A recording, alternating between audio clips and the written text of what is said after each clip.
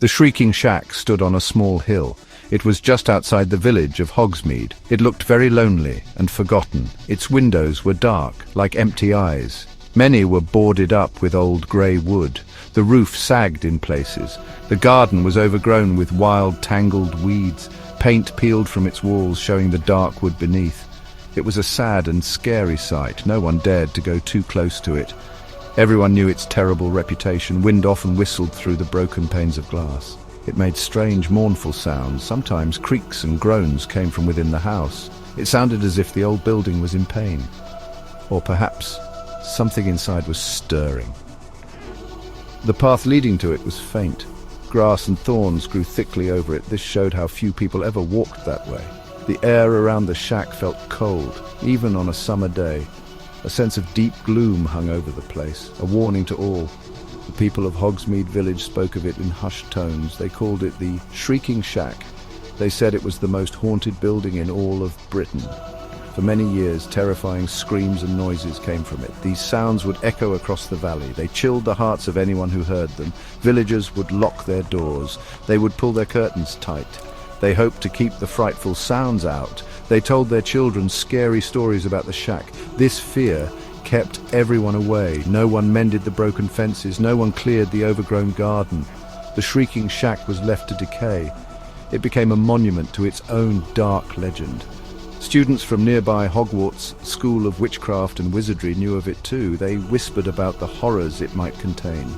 Some brave or foolish students might dare each other to approach, but none ever truly wanted to discover what secrets lay hidden inside its crumbling walls. Its reputation was simply too powerful.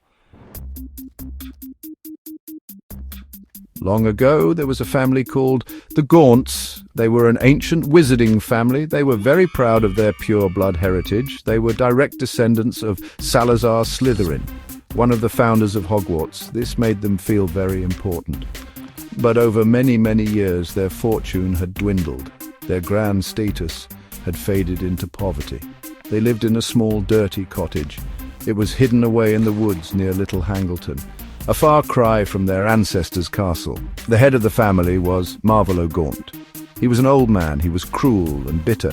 He clung fiercely to his Slytherin ancestry. He despised anyone who was not a pureblood. He especially hated muggles, non-magical people. He had a very bad temper. He often shouted at his children. He cared more for his family heirlooms, like Slytherin's locket, than for their well-being. He saw his family's poverty as a deep shame, blaming others for it. Marvolo had a son named Morfin. Morfin was as cruel as his father. He was also rather simple-minded. He enjoyed tormenting muggles who passed near their cottage. He spoke Parseltongue, the language of snakes. This was a rare gift, also from Slytherin. Morfin was unkempt and wild.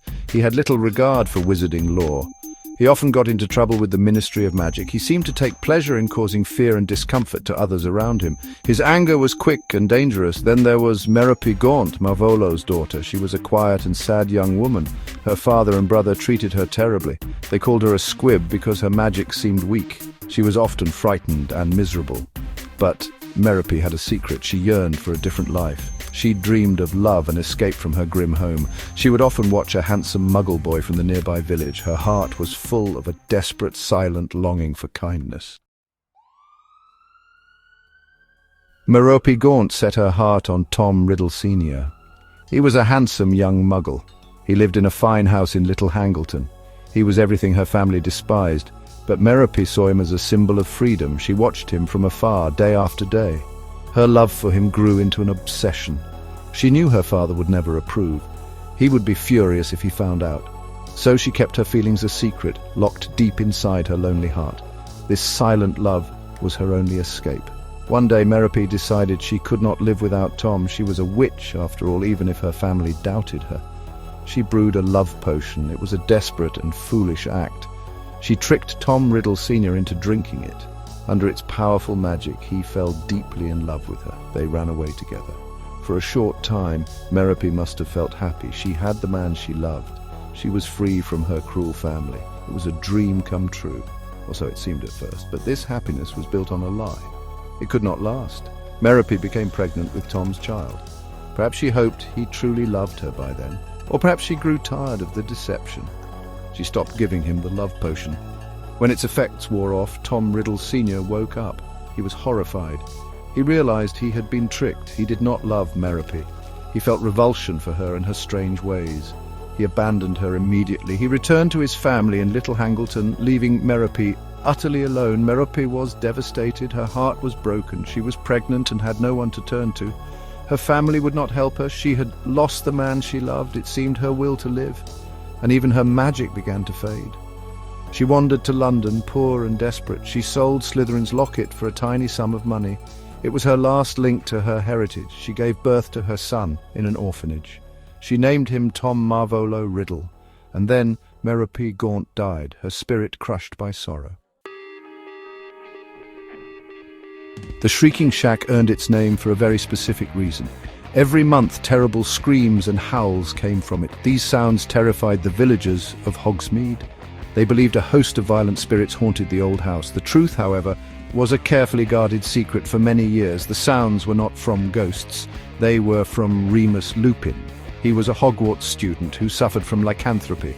He was a werewolf. The shack was his safe place to transform. Professor Dumbledore arranged for Lupin's transformations there. A secret passage led from the Hogwarts grounds directly to the shack. This was to protect Lupin and other students. The violent noises were Lupin in his werewolf form. He would rage and howl, confined within the shack's walls. The stories of ghosts were, in a way, encouraged. They kept curious people away. This ensured Lupin's secret remained safe, so the primary haunting was a known, albeit hidden, phenomenon. It was a necessary deception born of compassion. However, places can hold echoes of more than one sorrow. The wizarding world understands that strong emotions can leave an imprint. Great suffering, despair, or terror can linger in a location. It can become part of its very atmosphere. The Shrieking Shack was already a place of isolation. It was derelict and unwelcoming. Such a building could easily become a magnet for dark feelings. Or perhaps it could amplify any sadness that came near it. This is a common theme in tales of haunted places. Could Merope Gaunt's profound suffering contribute to this? Her life was filled with unimaginable pain. She endured abuse from her family. She suffered the pangs of unrequited love. She faced betrayal and abandonment. Her final days were spent in utter despair. While she may not have physically been in the Shrieking Shack of Hogsmeade, her story is one of deep anguish. Such powerful misery, especially from a witch, might create ripples. These ripples could resonate with places already steeped in darkness, like the shack. Could Merope's cries fill the shack? The screams from the Shrieking Shack were legendary. They were described as terrifying, filled with agony. While Lupin's werewolf howls were the direct cause, let us consider the nature of sound and sorrow. Merope Gaunt had every reason to scream. Her life was a symphony of pain. Imagine the silent screams she must have held back, the cries of a daughter abused by her father and brother, the desperate sobs of a woman yearning for love, the heartbroken wails of someone betrayed and abandoned. Her existence was one long, drawn-out cry of the soul. When Tom Riddle Sr. left her, pregnant and alone, her despair must have been absolute. She lost her will to live. Her magic faltered. This suggests an immense emotional trauma. In the magical world, such profound anguish can have tangible effects. Could her sorrow have created an echo, a psychic scream that resonated across the land? Perhaps it was drawn to a place already known for its misery, the Shrieking Shack. It is a chilling thought. Merope died in London, far from Hogsmeade. But powerful magic, especially magic tied to deep emotion, can be strange. It can transcend distance. The Shrieking Shack, with its existing reputation, might have become a focal point, a place where such echoes of misery could gather and manifest. Perhaps the villagers heard more than just Lupin. Perhaps on some nights the wind carried fainter, older cries. The cries of a forgotten, heartbroken witch. This is the nature of residual hauntings. Strong emotions, like Merope's despair, can imprint themselves onto a location. They can replay over and over. The shack was already seen as haunted. This perception could make it more susceptible to such imprints. It's like a canvas already primed for dark colors. Merope's tragic end, the sheer weight of her suffering, could theoretically contribute to the shack's haunted aura. Her unheard screams might have found a voice in that desolate place, mingling with the werewolf's howls. When Tom Riddle Sr. abandoned Merope, she was in a desperate state. She was pregnant, penniless, and utterly alone. Her family, Marvolo and Morphin, were in Azkaban by then, or if not, they would have offered no comfort. She needed shelter. She needed a place to hide her shame and her despair. Could she have sought refuge in a place like the Shrieking Shack, a place where no one would look for her, a place as broken and desolate as she felt? The timeline is important here. Merope Gaunt died around 1926. The Shrieking Shack, as we know it, was established for Remus Lupin. He attended Hogwarts from 1971 to 1978. This means the current building and its name came much later than Merope's time, so she could not have hidden in the exact same shack. However, the site itself might have held an older, even more derelict structure. Or perhaps the land was simply known as a cursed or abandoned spot. If such a place existed near Hogsmeade, or even further afield, Merope might have found it. Imagine her frail and heartbroken, with her newborn son, Tom Riddle Jr., huddled in a crumbling cold ruin. It would have been a miserable existence, surviving day to day with fading magic and hope. This paints a grim picture of the early days of the boy who would become Lord Voldemort. It would have been a harsh beginning, steeped in misery and neglect. Such an environment could certainly shape a young, vulnerable mind. This theory suggests that the location of the Shrieking Shack or a similar desolate place played a role in the Gaunt tragedy, not just for Merope, but for her son too. If she spent any time there with him, his earliest experiences would be of cold, hunger, and his mother's despair. This could have planted seeds of bitterness and a craving for power. The shack, or its predecessor, might have been an unwilling cradle for a Dark Lord, a silent witness to the continuation of the Gaunt family's sorrow. The question arises, did the Gaunt family meet their tragic end in the Shrieking Shack? If we speak of Merope, Marvolo, and Morphin, the answer is no. Marvolo Gaunt died in Azkaban prison. He was imprisoned for attacking ministry officials. His son Morphin also died in Azkaban. He was wrongly convicted of murdering the Riddle family. Merope Gaunt, as we know, died in London. She passed away shortly after giving birth to Tom Riddle Jr. in an orphanage. So, their literal deaths did not occur in the Shrieking Shack. However, a tragic end can mean more than just physical death. It can mean the end of a family line's dignity, the end of their hopes, the crushing of their spirit. In this sense, the Gaunt family's tragic end was a long, slow process. It unfolded over generations. It was a story of pride, cruelty, inbreeding, and poverty. Each Gaunt we know met a miserable fate. Their ambitions turned to dust. Their ancient lineage ended in squalor and despair. This broader tragedy certainly has echoes. Could an earlier Gaunt ancestor have met a terrible fate at the site of the Shrieking Shack? Long before it was built for Lupin? This is pure speculation, of course, but old lands can hold old secrets. If a Gaunt from a previous generation suffered a violent or tragic end there, it could explain a lingering darkness. It could be the source of the land's ill repute.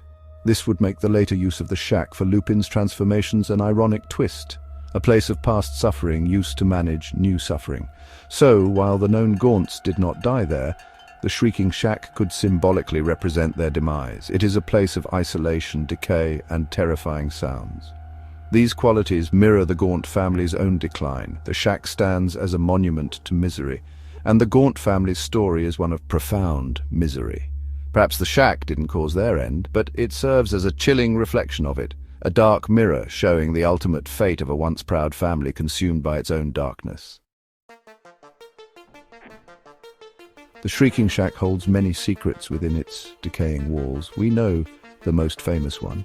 It was the refuge of Remus Lupin during his monthly transformations. The terrifying screams were his werewolf howls. This truth was hidden for years. It was protected by Professor Dumbledore. The scary stories helped keep people away. They ensured Lupin's safety and his secret. This part of the shack's history is clear. It is a tale of friendship and compassion in the face of fear.